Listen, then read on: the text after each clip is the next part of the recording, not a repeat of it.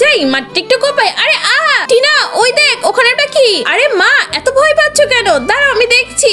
আরে মা দাঁড়াও, আমি দেখছি এখানে কি। মা দেখো, এখানে তো একটা কচ্ছপ রয়েছে। ও কচ্ছপ, আরে এটা তো আমার একটু পছন্দ না। আরে মা, তুমি কচ্ছপ দেখে কেন ভয় পাচ্ছ? এদিকে এসো, দেখো কচ্ছপটা কি সুন্দর। আরে টিনা, হ্যাঁ মা, আজকে তো এটা বাসায় নিয়ে গিয়ে আমরা রান্না করব, তখন খুব মজা করে খাবো। ঠিক আছে, এটাকে নিয়ে চল। বন্ধুরা, তোমরা যদি আপেল খেয়ে থাকো তাহলে ভিডিওটাকে লাইক করে দাও, আর যদি চকলেট খেয়ে থাকো তাহলে চ্যানেলটাকে সাবস্ক্রাইব করে দাও। আর তুমি কোন ক্লাসে পড়ো তা কমেন্ট করে জানাও। যাই কচ্ছপটাকে ঠান্ডা পানি দিয়ে ধুয়ে নি। এবার এটার গায়ে গরম পানি ঢেলে এটার উপর থেকে খোসাটা তুলে ফেলি। তারপরে কচ্ছপটাকে সুন্দর করে কেটে নি। এই তো কচ্ছপের উপরে খোসাটা তো তোলা হয়ে গেছে। এবার এটাকে পিস পিস করে নি। এই তো এটা তো কাটা হয়ে গেছে। যাই কড়াইতে কিছুটা পানি দিয়ে তার মধ্যে কচ্ছপের মাংসগুলো দিয়ে দিই। একটা হাঁসকেও আমি পিস পিস করে কেটে নি। এই তো হাঁসটাও তো রেডি হয়ে গেছে।